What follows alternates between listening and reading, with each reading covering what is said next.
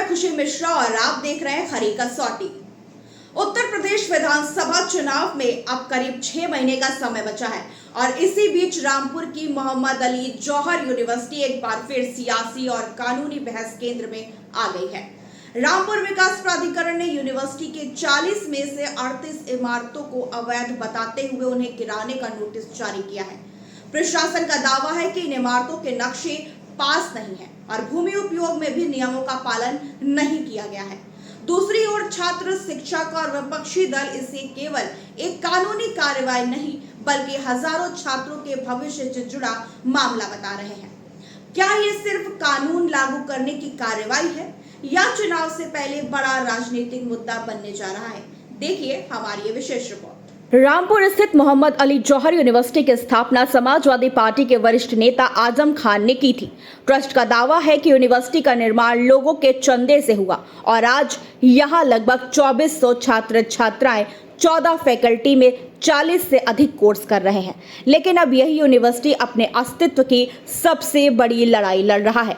रामपुर विकास प्राधिकरण का कहना है कि 40 में से 38 इमारतों का निर्माण बिना वैध स्वीकृति के हुआ। साथ ही कई भवन ऐसी जमीन पर बने हैं जिसका भूमि उपयोग कृषि से संस्थागत उपयोग में बदला ही नहीं गया। वहीं 15 जुलाई को जारी नोटिस में यूनिवर्सिटी को 5 अगस्त तक जवाब देने का समय दिया गया है।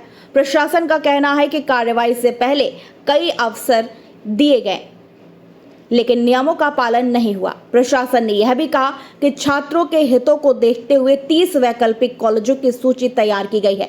इनमें सरकारी और निजी दोनों संस्थान शामिल हैं जहां छात्रों का एडमिशन कराया जा सकता है ताकि पढ़ाई प्रभावित न हो। लेकिन यूनिवर्सिटी परिसर का माहौल बिल्कुल अलग तस्वीर पेश करता है। छात्रों का कहना है कि अगर सरकार को यूनिवर्सिटी के नाम या प्रबंधन से आपत्ति है तो उसका नाम बदल दिया जाए या सरकार इसे अपने अधीन लेकर संचालित करे, लेकिन शिक्षा के इस संस्थान को ना गिराया जाए। कई छात्र अपनी डिग्री और भविष्य को लेकर भी चिंतित हैं। कुछ ही महीनों में पढ़ाई पूरी करने वाले छात्रों का सवाल है कि यदि यूनिवर्सिटी पर कार्रवाई हुई तो उनकी डिग्री का क्या होगा। यह मामला पूरी तरह राजनीतिक रंग भी ले चुका है। आरजेडी सांसद और दिल्ली विश्वविद्यालय के प्रोफेसर मनोज झा ने प्रधानमंत्री नरेंद्र मोदी को पत्र लिखकर हस्तक्षेप की मांग की है।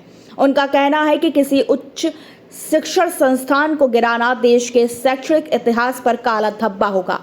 कांग्रेस सांसद शशि थरूर ने भी कहा कि यदि निर्माण में अनियमितता है तो जुर्माना या सरकारी अधिग्रहण जैसे विकल्प अपनाए जा सकते हैं, लेकिन एक चलती हुई यूनिवर्सिटी को गिराना उचित नहीं होगा।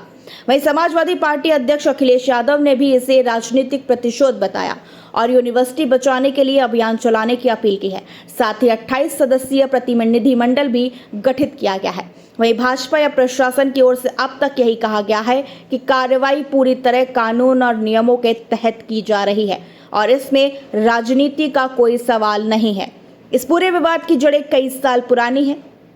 आपको बता दें, आजम खान और जौहर यूनिवर्सिटी से जुड़े कई मामलों की जांच पहले से चल रही है। उन पर यूनिवर्सिटी के लिए जमीन कब्जाने, सरकारी संपत्ति के दुरुपयोग और कई अन्य आरोप भी लगे हैं।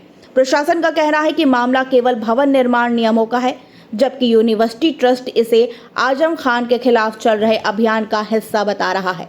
अब यूनिवर्सिटी के सामने 2 कानूनी रास्ते हैं, या तो रामपुर विकास प्राधिकरण के चेयरमैन के समक्ष अपील या फिर अदालत का दरवाजा खटखटाना। जौहर यूनिवर्सिटी का विवाद अब सिर्फ एक इमारत का नहीं रहा, यह कानून, शिक्षा और राजनीति तीनों के संगम पर खड़ा सवाल बन चुका है। एक तरफ प्रशासन नियमों के पालन की बात कर रहा है, दूसरी तरफ हजारों छात्रों का भविष्य दांव पर होने का दावा किया जा रहा है। अब सबकी नजर इस बात पर है कि कानूनी प्रक्रिया किस दिशा में जाती है और सरकार इस संवेदनशील मुद्दे पर आगे क्या फैसला लेती है। फिलहाल यूनिवर्सिटी को नोटिस का जवाब देने और कानूनी विकल्प अपनाने का अवसर मिला हुआ है। यदि मामला अदालत पहुंचता है तो अंतिम फैसला न्यायिक प्रक्रिया से ही तय होगा, लेकिन चुनावी माहौल में यह मुद्दा केवल कानून तक सीमित नहीं रहेगा बल्कि शिक्षा, राजनीति और सामाजिक संदेश तीनों के नजरिए से चर्चा का विषय बना रहेगा। फिलहाल इस खबर पर आपका क्या कहना है, हमें कमेंट सेक्शन में जरूर बताएं।